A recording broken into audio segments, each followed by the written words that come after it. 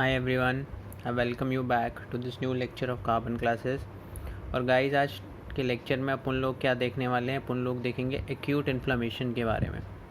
ठीक है, सो acute inflammation के बारे में टोटल बात करेंगे। एक बात आपसे और करनी थी, पिछले कुछ टाइम से बहुत फ्रीक्वेंट नहीं रहा मैं उसके लिए माफ़ी चाहता हूँ। बहुत आपकी रिक्वेस्ट आई कि इन टॉपिक्स पे बना दो सर, उन पे बना दो। लास्ट 4-5 मंथ्स पता ही है, सबका काम पे लॉकडाउन लग रखा है। मेरा भी काम कुछ ऐसा ही था, बंद ही पड़ा है। स्टार्ट करते हैं अपना एक्यूट इन्फ्लेमेशन का टॉपिक। एक्यूट इन्फ्लेमेशन होता क्या है, यानी कि जनरल इन्फ्लेमेशन होता क्या है? Inflammation is the local response of mammalian tissues to injury from any agent that could be microbial, immunological, physical और chemical. कोई भी आपका injury that is caused by और माइक्रोबियल, इम्यूनोलॉजिकल और फिजिकल और chemical agent comes under inflammation. What are the important signs? 5 important signs are there of inflammation, which includes redness, swelling, heat, pain and loss of function. This is important. पूछा भी जाता है, science of inflammation बताओ. 5 signs of inflammation are there: redness, swelling, heat, pain and loss of function. On the basis there is 2 types of inflammation. 2 type के inflammation है, acute हो गया, chronic हो गया. ठीक है, एक्यूट क्या होता है? Acute inflammation is of short duration and chronic is of longer duration. Simple है. एंड बेसिकली कौन कौन से सेल्स इसमें प्रेजेंट रहते हैं? Acute inflammation is brought about mainly by neutrophils. Short lived होते हैं न्यूट्रोफिल्स, थोड़े टाइम के लिए रहेंगे, पहले 24 घंटे तक इनकी लाइफ होती है. और लॉन्गर ड्यूरेशन के लिए आपको मोनोसाइट्स और मैक्रोफेजेस ये मिलेंगे. ठीक है, mainly monocyte, macrophages and lymphocytes are present during your chronic inflammation. Now acute inflammation की बात करते हैं, क्योंकि टॉपिक एक्यूट है. एक्यूट के बारे में बात करते हैं. आज एक्यूट के सारे इवेंट्स देखेंगे, होता क्या क्या है एक्यूट में, कौन कौन से चेंजेस होते हैं, वो सब बात करेंगे. Acute inflammation it is short duration response of host to any agent. चाहे एजेंट कैसा भी हो सकता है, बैक्टीरियल हो गया, केमिकल हो गया, ऊपर बात कर चुके हैं इसके बारे में, माइक्रोबियल जो भी है. Short duration response of any host to an agent. अब इवेंट्स क्या होते हैं मेनली? अब ये तो पता लग गया हमें कि ये रिस्पॉन्स है किसका, बॉडी का, लेकिन कैसे इवेंट्स के थ्रू ये मीडिएट होता है वो अपन लोगों का मेन कंसंट्रेशन है. This is the main concentration of today's topic. There are 2 kinds of events: vascular events, cellular events. Vascular events, cellular events. Vascular events, alteration in the microvasculature is the earliest response to tissue injury. These events include changes in hemodynamic system, changes in vascular permeability. Firstly, there are vascular events. These vascular events are brought by changes in the hemodynamic system and changes in the vascular permeability. Now, cellular events. What are cellular events? Cellular events consist of 2 processes: exudation of leukocytes and phagocytosis. These are your 2 cellular events. We are going to talk about these events in a longer form. इस video को पूरे start से and तक देखना, चीज़ें आ जाएंगी समझ में, एक्यूट इन्फ्लेमेशन होता क्या है. गाइस, सबसे पहले अपने को हीमोडायनेमिक चेंजेस के बारे में बात करना था. What are your haemodynamic changes? Haemodynamic features और haemodynamic changes are your earliest responses. क्यों आते हैं? The result from changes in the vascular flow. Changes हो रहा है आपका वैस्कुलर फ्लो में. अब वैस्कुलर फ्लो में सब आ रहा है, मतलब तुम्हारा ब्लड, प्लाज्मा, वो सब जो फ्लो हो रहा है उसमें जो चेंजेस आ रहे हैं that are your haemodynamic changes. अब होता क्या क्या है? पहला प्रोसेस है transient vasoconstriction of arterioles. Changes होते क्या, मतलब इन्फ्लेमेशन ब्रॉट अबाउट कैसे होती है? सबसे पहले समझ लो कि किसी चीज़ ने आपको that is you induct an injury with the help of a pen.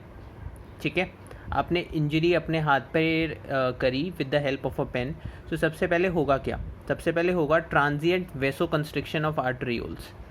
So firstly you would get vasoconstriction of arterioles. This is an immediate response. जैसे ही ये इंजरी होगी वैसे ये रिस्पॉन्स आएगा. And it depends on the type of injury. Type of injury कैसी है? अगर mild है so 3 to 5 seconds of vasoconstriction. अगर सर्व इंजरी है then 5 minutes of vasoconstriction. So firstly in inflammation you have transient vasoconstriction of arterioles. secondly होता क्या है? secondly अब vasoconstriction हो गया, फिर vasodilation होगा. so क्या लिखा हमने? persistent progressive vasodilation. so this is a persistent progressive vasodilation.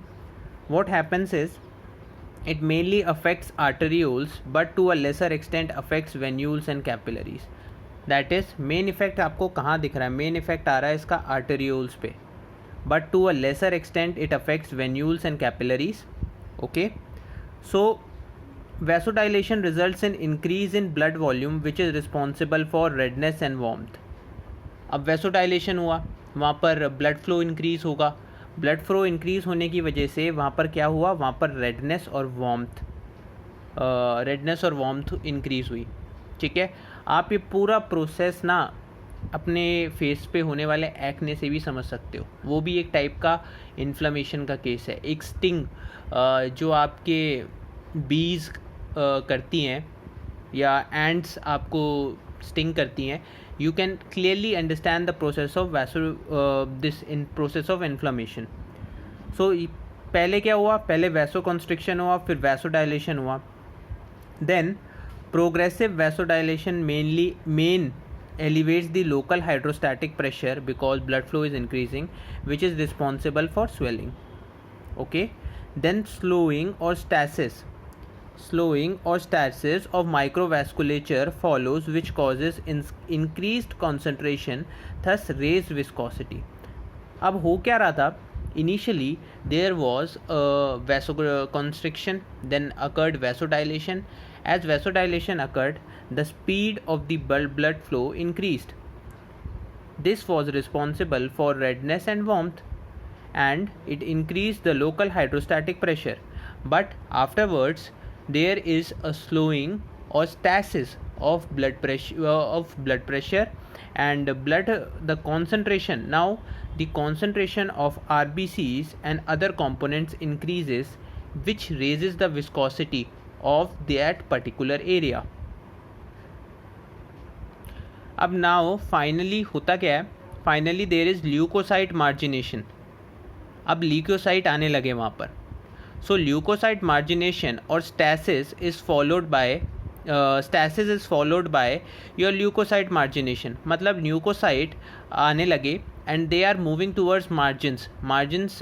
Here I tend to mean is towards the endothelial cell lining. So your leukocytes, they go towards your margins or towards endothelial cells. Peripheral arrangement of leukocytes along the vascular endothelium. मतलब वही है कि leukocytes आपके endothelium की तरफ जा रहे हैं. नाउ एक ट्रिपल रिस्पॉन्स के बारे में हम लोग बहुत ज़्यादा बोलते हैं. What is triple response? So Lewis experiment था. Lewis did was he stroked blunt point on the hand and saw these following changes. Lewis ने पता ही होगा blunt point से अपने hand को stroke किया and he found the following changes. So first 3 changes are your red line appears with a few seconds after stroking and this is due to local vasodilation of capillaries. ये सब वही processes है जो मैं आपको बता चुका हूँ. Then flare occurred.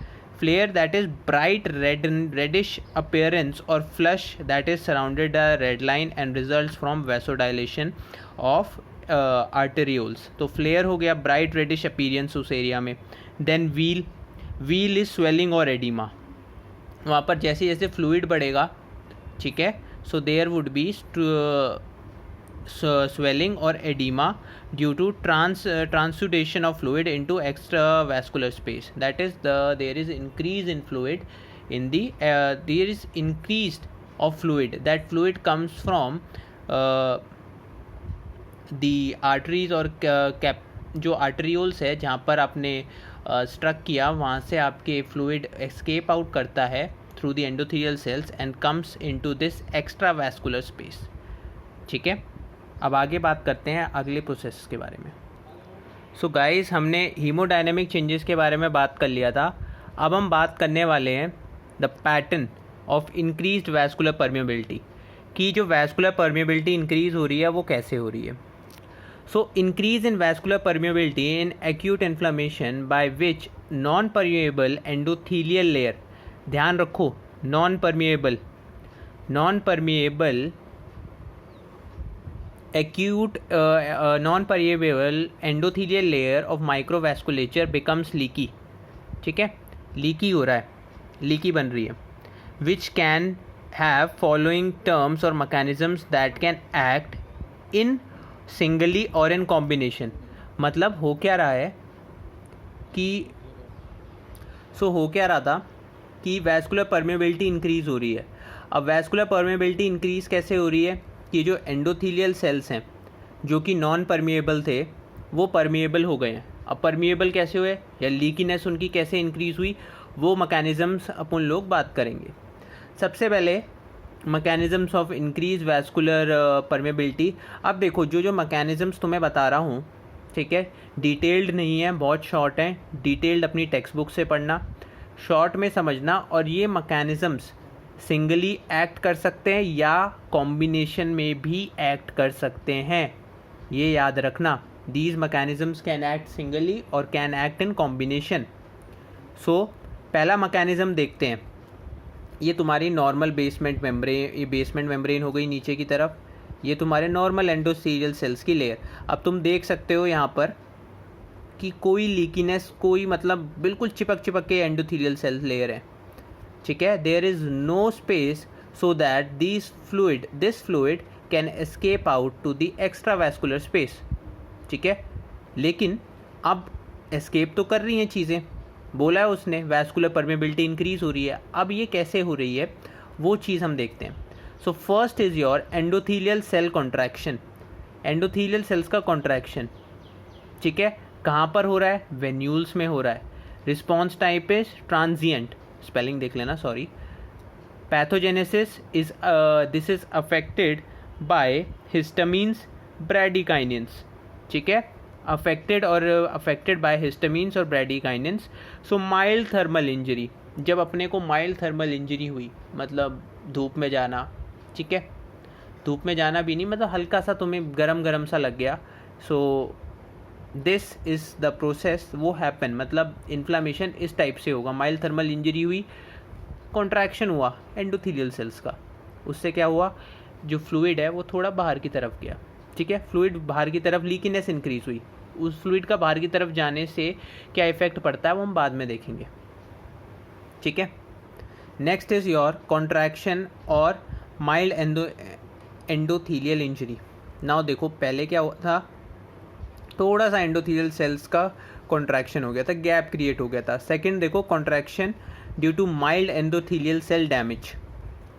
ठीक है, यहाँ पर क्या इफेक्ट हुआ, वेन्यूल्स और कैपिलरीज हुई। रिस्पॉन्स टाइप कितना टाइम था, so response type was delayed 4 to 6 hours and it was prolonged for 24 hours। मतलब 4 to 6 hours में रिस्पॉन्स दिख गया डिलेड, और अगर प्रोलॉन्ग्ड रिस्पॉन्स था तो 24 घंटे में दिख गया। पैथोजेनेसिस किस से मीडिएट करता है सर, इंटरल्यूकिन से करता है और tumour necrosis factor alpha. Interleukins और tumour necrosis factor alpha, example क्या आपका सनबर्न्स। ठीक है, धूप का जला। सो जब कोई धूप में जल जाता है तो देखा नहीं, लाल लाल सा हो जाता है पूरा, सो इसलिए होता है, इन्फ्लेमेट हो गई है स्किन। नेक्स्ट है तुम्हारा डायरेक्ट एंडोथेलियल सेल इंजरी, मतलब सीधे ही, मतलब भयंकर वाली इंजरी हुई है, डायरेक्ट एंडोथेलियल इंजरी। अब यहाँ पर अफेक्ट क्या हो रही हैं चीज़ें, microvasculature that is getting affected is arterioles, venules, capillaries, and your response is intermediate to prolong type. So hours to days और डिलेड 2 to 12 hours और prolonged hours to days. So मतलब प्रोलॉन्ग रहती हैं चीज़ें। ठीक है, जल्दी नहीं दिख रही। अब यहाँ पर क्या हो रहा है, यहाँ पर हो रहा है cell necrosis and detachment. Cell necrosis and detachment और moderate to severe burns, severe bacterial infection and radiation injury. So moderate to severe burns में दिख रहा है your severe radiation and severe bacterial injury. अब आपको पता ही है ये इतना बड़ा लीकीनेस क्रिएट हो गई, ठीक है, ड्यू टू सर्व बर्न्स, और यहाँ से सारा प्लाज्मा लीक आउट कर गया। अब प्लाज्मा लीक आउट कर गया सर, प्लाज्मा की वैल्यू बहुत कम हो गई बॉडी में, तो बर्न्स में आपको पता है प्लाज्मा लगाना पड़ता है पेशेंट को। We need to give plasma, otherwise death would occur, death occur हो जाएगी पेशेंट की if we do not give plasma, क्योंकि प्लाज्मा लीक कर जाता है। तो यही प्रोसेस हो रहा है वहाँ पर भी, ठीक है। सो फाइनली बात करते हैं leukocyte mediated endothelial injury. This is the fourth mechanism. Now it mainly affects venules and capillaries. ये कैसा होता है, डिलेड और प्रोलॉन्ग। यहाँ पर देखो पैथोजेनेसिस किससे है, या meet is mediated by leukocyte activation, क्योंकि ल्यूकोसाइट मीडिएटेड है सर। अफेक्ट क्या करता है, पल्मोनरी वेन्यूल्स और कैपिलरीज जब अफेक्ट होती हैं, then this leukocyte mediated endothelial injury comes into place. Okay, now finally neovascularization. Neovascularization occurs at all levels. Neovascularization occurs at all levels. It is of any type. Response किसी भी type का हो सकता है, जल्दी भी हो सकता है, delayed भी हो सकता है, prolonged भी हो सकता है, ठीक है। occurs due to angiogenesis and vascular endothelial growth factor VEGF. So these are the pathogenesis of neovascularization and occurs in healing and tumors, ठीक है।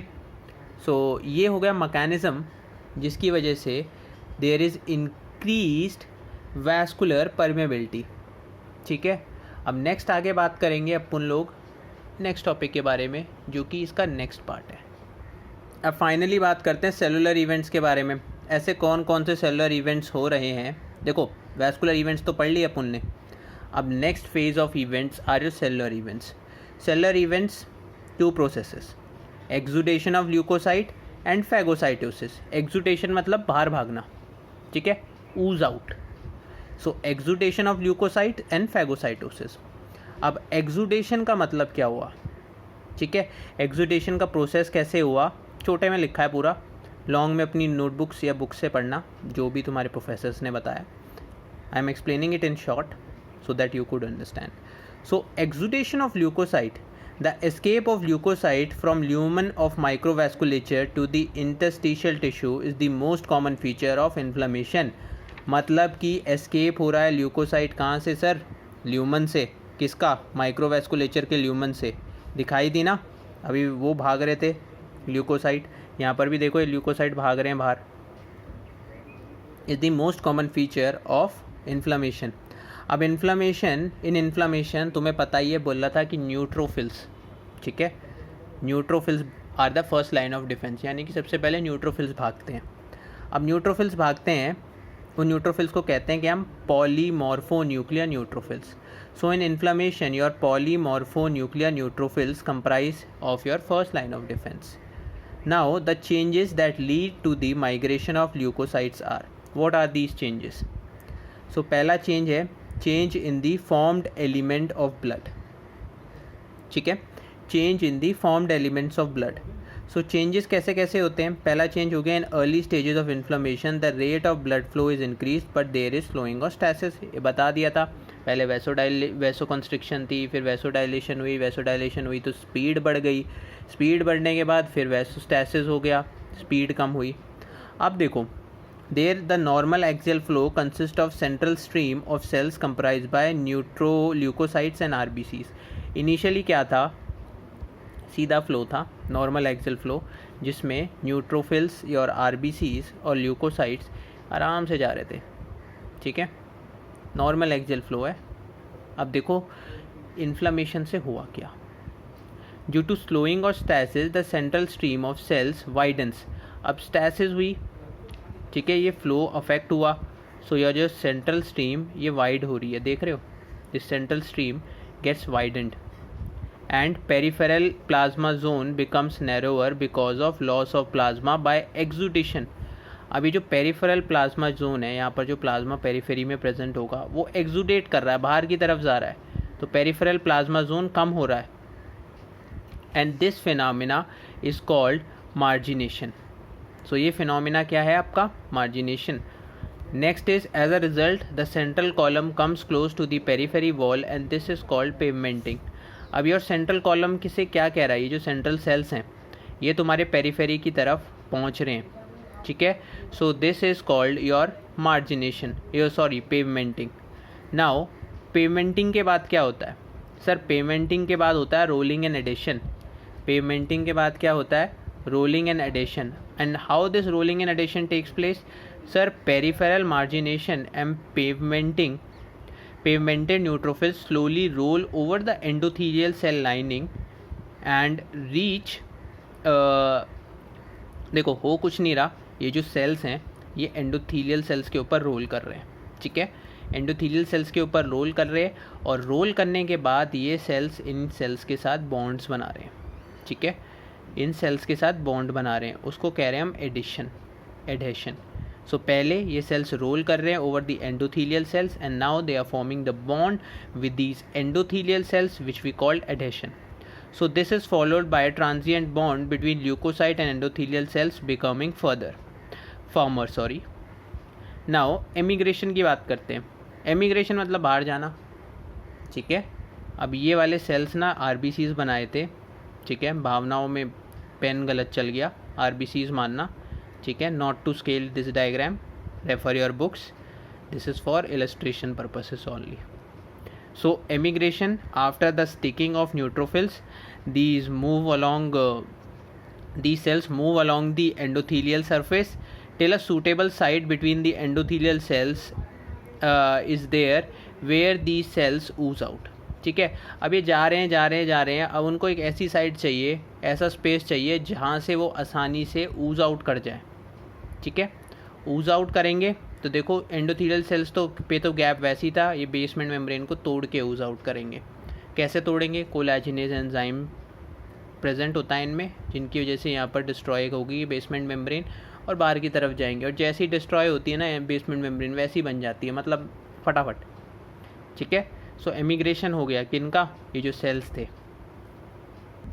अब देखो वही बात है. Subsequently the neutrophils cross the endothelial cells basement membrane and they damage the basement membrane, enzymes, collagenase, ये सब आपको बता दिया. And escape into the extra vascular space and this is called emigration. So the process of emigration has taken place. Now firstly your neutrophils arrive at the site of inflammation, ठीक है. Neutrophils आपके site of inflammation पे arrive करेंगे in the first 24 hours and these are your short lived cells. Then your monocyte and macrophages arrive in the next 24 to 48 hours. So next 24 to 48 hours your new monocytes and macrophages arrive and they can live much longer than your neutrophils. Now final step, chemotaxis, ठीक है. ये move ऊज out क्यों कर रहे हैं neutrophils? So the transmigration of leukocyte crossing several barriers. अब several barriers कौन से हैं? एंडोथीलियल सेल, वैस्कुलेचर का बैरियर, बेसमेंट मेम्ब्रेन, ये सारे बैरियर्स हैं जिनको आपके न्यूट्रोफिल्स या ल्यूकोसाइट्स ने क्रॉस किया. To reach the interstitial cell is a chemotactic factor mediated process. So कोई केमिकल्स प्रेजेंट है, वो केमिकल्स बुक्स में देखना. I have just wrote a short paragraph on it. So these are your chemostatic factors mediated processes which we call chemotaxis, and this can be demonstrated by Boyden's chamber experiment. Okay, this can be demonstrated by Boyden's chamber experiment. Now finally phagocytosis के बारे में बात करते हैं. So phagocytosis होता क्या है? Engulfment of solid particulate matter by the cells, ठीक है. एनगल्फमेंट ऑफ दी सेल्स, और जो सेल्स एनगल्फ करते हैं उनको क्या कहते हैं हम? Phagocytes. So there are 2 main types of phagocytes. Final step है, ठीक है. ज़्यादा लंबा चौड़े में एक्सप्लेन नहीं किया फैगोसाइटोसिस, छोटे में एक्सप्लेन किया, समझ लो. सो 2 टाइप के स्टेप्स हैं, 2 टाइप के फैगोसाइट्स हैं, सॉरी. PMNs, ठीक है, polymorpho nuclear neutrophils, and your macrophages. So these appear firstly in acute inflammation and are called microphages, ठीक है. These then circulating monocytes and fixed tissues called mononuclear phagocytes, or they are commonly called macrophages, arrive. ठीक है. Then neutrophils and macrophages, on reaching the tissue space, release many proteolytic enzymes, lysozymes, protease, collagenase, gelatinase, जो भी enzymes हैं, elastase, lipase etcetera. मतलब जैसे ही वो बाहर गए, जो सेल था उसको किसी प्रोसेस से उनने एनगल्फ किया, वैक्यूल से एंजाइम्स निकले. उन एंजाइम्स ने उस बैक्टीरियल सेल हुआ, माइक्रोब हुआ, कुछ भी हुआ, उसको डाइजेस्ट किया. ठीक है, उसको एनगल्फ करके डाइजेस्ट किया गया, जैसे एक्ने वैक्ने में होता है. सो ये पूरा स्टेप हुआ आपका फैगोसाइटोसिस का. तो स्टेप्स देख लो, मोटे मोटे स्टेप्स. 3 स्टेप वैसे आपकी बुक्स में मेंशन है. ठीक है, एक्टिवेशन हो गया, फिर एनगल्फमेंट हो गया, फिर डाइजेशन हो गया. बेसिकली मैंने थोड़ा उसको एनलार्ज कर दिया. सो पहला क्या हो रहा है, opsonization of the particle. Opsonization मतलब उसको टेस्टी खाना बनाना. ठीक है, टेस्टी खाना मतलब लिटरली उसका मतलब ये नहीं है. लिटरली मतलब ये है कि ईजिली रिकॉग्नाइज हो जाए.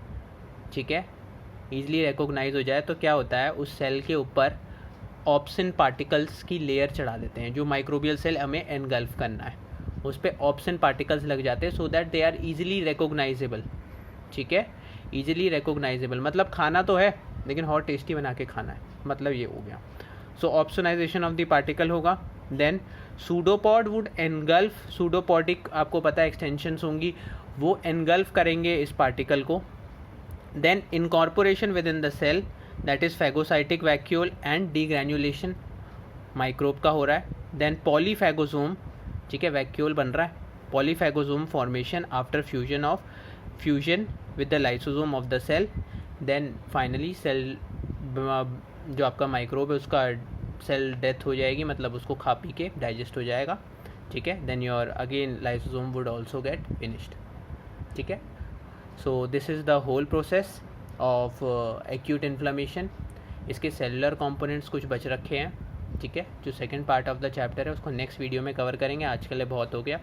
Thanks for watching, keep subscribing the channel and hope you would like it. Sorry for the delays, लेकिन करता रहूँगा कुछ ना कुछ, अच्छा ही करूँगा जब भी करूँगा. So keep watching the channel, keep subscribing, keep supporting. Thank you guys.